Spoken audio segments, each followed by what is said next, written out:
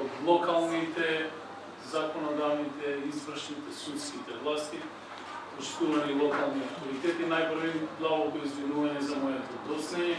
Општината е жива материја, континуирани проблеми и секогаш можеме да најдеме изговор, но сепак јас лично се извинувам во моје име што е задослив на еден ваков аудиториум.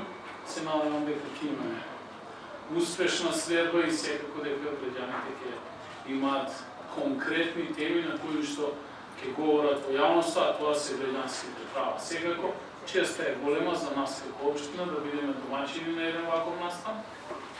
Соработката со народниот правобранител во општина Куманово можам да кажам дека е на задоволително ниво.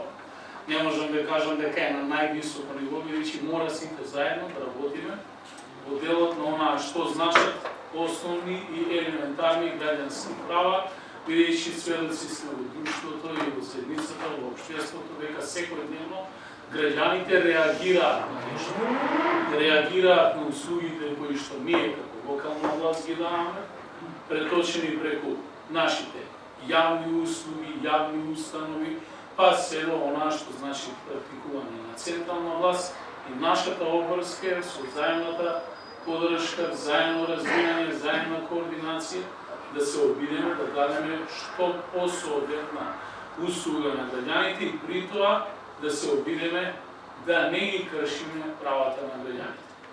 Ние во општина Куманово воведовме една пракса, а тоа имаме редовен месечен состанок на ниво на Министерство за внатрешни работи, Народен правобранител, представниците на армија на Република Македонија, болницата, јавните установи, се со цел да взаемно се координира.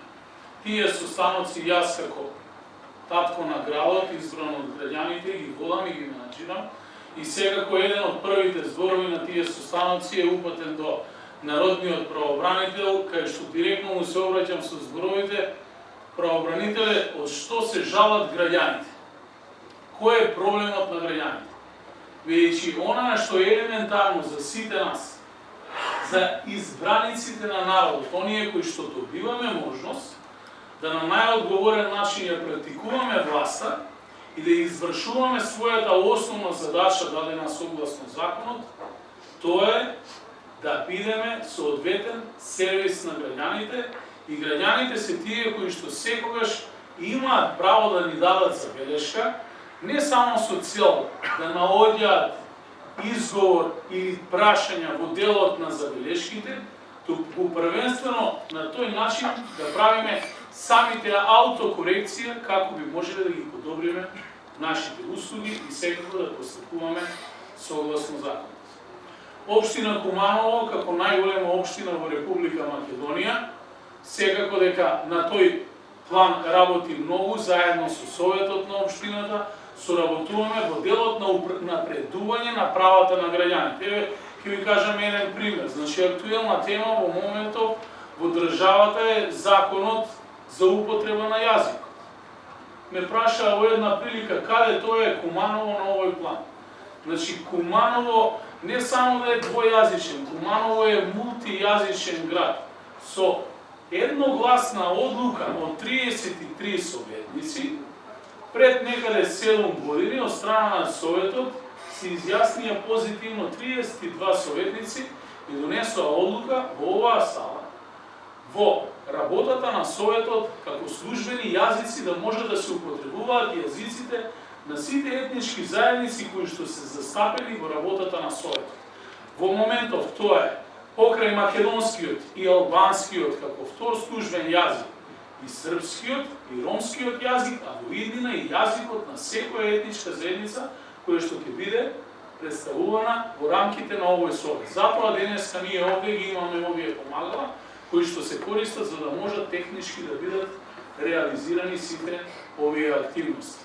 Секако имаме намера да работиме на планот на унапредување на правата на граѓаните, но мора да констатирам една работа како прв човек во градот.